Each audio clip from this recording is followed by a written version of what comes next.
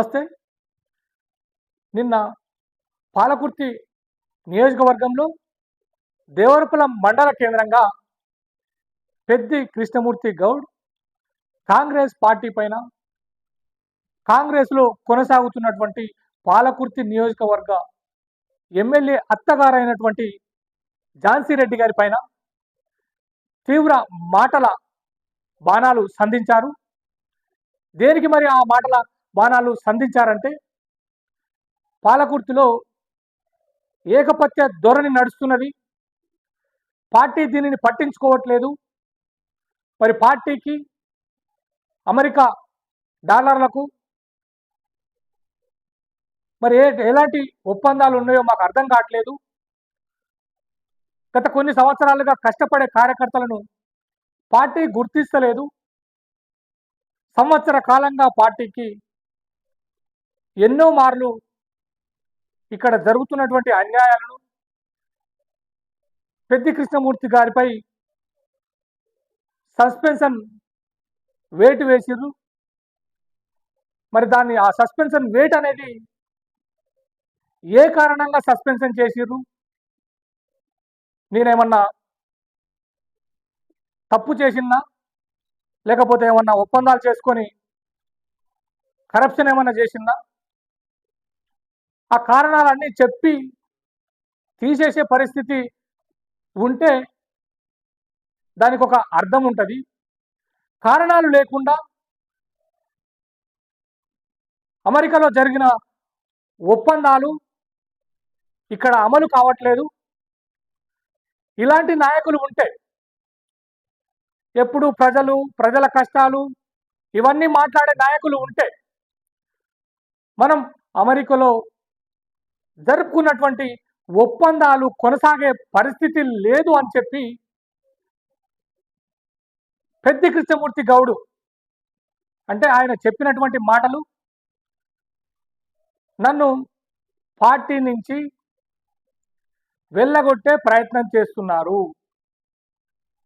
అనునిత్యం ప్రజలు అక్కడ జరుగుతున్నటువంటి అన్యాయాలు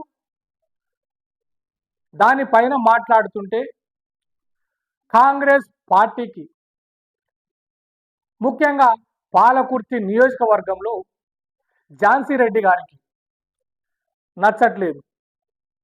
ఇలాంటి నాయకులు ఉంటే వానకొండ గుట్ట దోచుకోవడం కష్టమే అవుతుంది. మరి బిక్కేరు వాగు మీద చాలా ఉసుకే ఉన్నది, దానిపైన కాంట్రాక్టర్లతోటి ఒప్పందం చేసుకొని దోచుకుపోయే అవకాశం ఉన్నది. మనం చెప్తే వినే నాయకులు మనకు కావాలి. బాబు అక్కడ అది జరుగుతుంది, నువ్వు నార్మల్గా చూస్తూ ఉండు అని చెప్పే నాయకులు కావాలి వాళ్ళకు. అందుకే పెద్ది కృష్ణమూర్తి గౌడ్ గారిని పార్టీకి దూరం చేసి, ప్రజలకు దూరం చేసి, అమెరికాలో తెచ్చినటువంటి డాలర్లకు ఆశపడి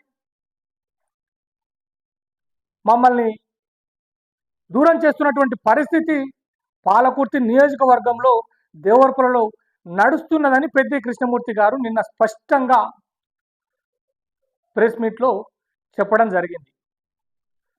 వానకొండయ్య గుట్టకు అప్పుడున్నటువంటి మంత్రి ఎర్రబెల్లి దయాకర్ రావు గారు పర్మిషన్స్ ఇప్పించి అక్కడ ఉన్నటువంటి గుట్టను తోడుకుపోయే ప్రయత్నం చేస్తే, ఆనాడు ఎవరూ లేరు, కాంగ్రెస్ పార్టీలో లేరని చెప్పి పెద్ది కృష్ణమూర్తి గారు బాధపడినటువంటి సందర్భం. ఆయన మాట్లాడేటోళ్ళు లేకపోతే, పార్టీకి నాయకులే కరువైతే, నేను ఆ రోజు ముందు నిలబడి ఆ గుట్టను తోడుకపోనీయకుండా ఆపే ప్రయత్నం చేసిన, దానికి ప్రతిఫలంగా ఈరోజు నాకు 1,20,00,000 రూపాయలు ఆ గుట్టను ఎట్లా ఆపుతావు నువ్వు ఆపినందుకు, దీనికి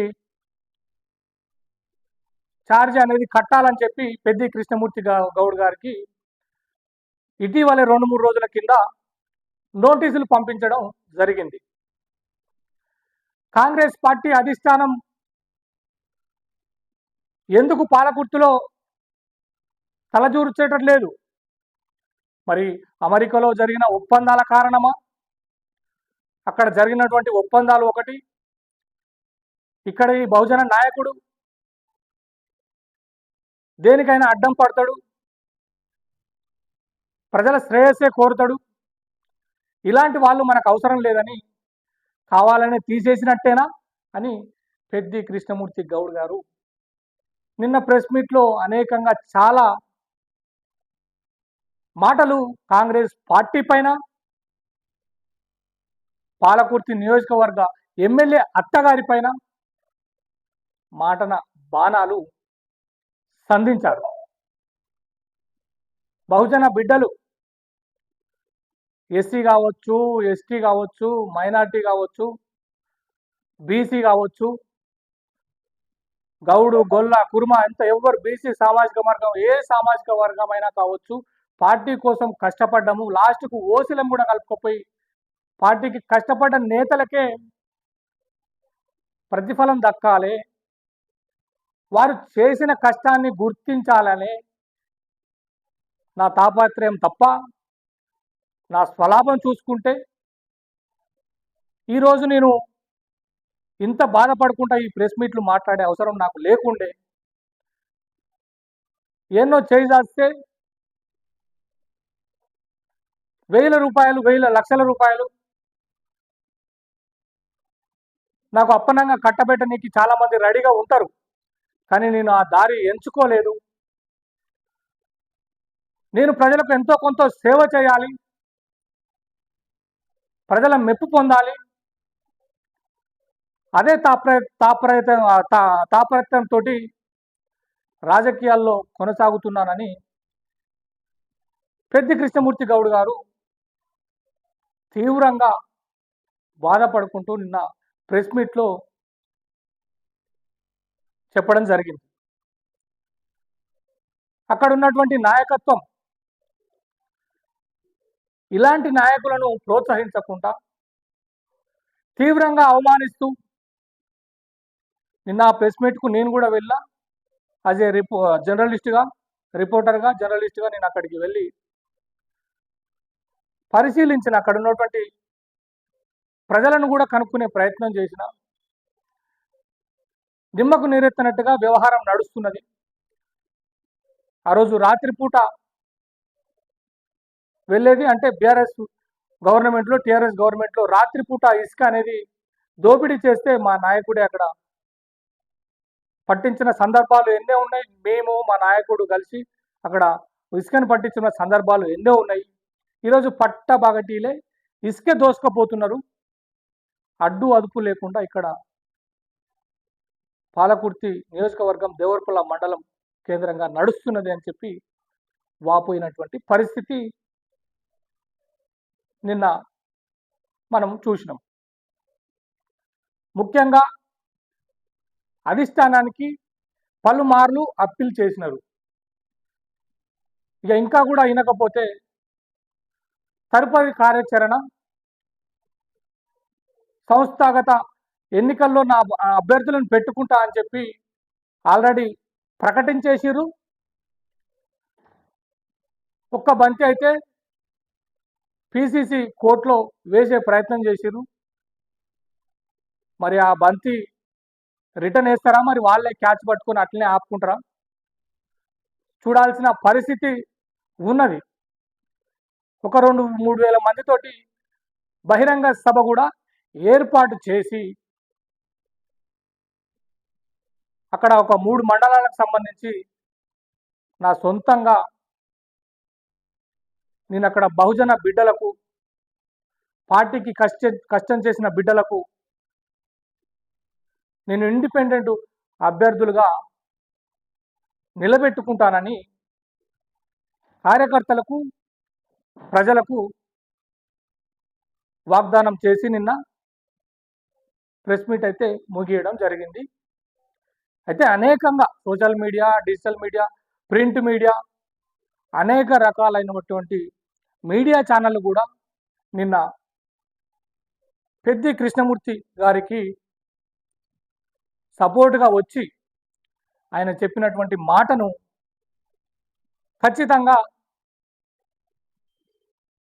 తీవ్రంగా ఇచ్చే ప్రయత్నం చేసిరు. ప్రతి ఒక్క ఛానల్లో కూడా వచ్చేసింది, ప్రతి ఒక్క పేపర్లో కూడా వచ్చేసింది. మరి కాంగ్రెస్ అధిష్టానానికి ఈ వార్త అందుతలేదా? మరొకసారి చెప్తున్నా, అమెరికా చీకటి ఒప్పందాలకు పెద్ది కృష్ణమూర్తి గౌడ్ కాంగ్రెస్ పార్టీలో ఉన్నంత కాలం అక్కడ ఆ ఒప్పందాలను కొనసాగనీయడు. ముఖ్యంగా పాలకుర్తి నియోజకవర్గంలోనైతే ఈ ఒప్పందాలు కొనసాగే పరిస్థితి ఉండదు. ఎందుకంటే వాళ్ళు గ్రౌండ్ లెవెల్ నుంచి ఎక్కడ ఏం జరుగుతుందో తెలిసిన వ్యక్తులు కాబట్టి, ఏ రకంగా ఎవరు ఎట్లా మీదికి వస్తారో తెలుసు కాబట్టి, వాళ్ళను మీరు ఎంత భయపెట్టించినా,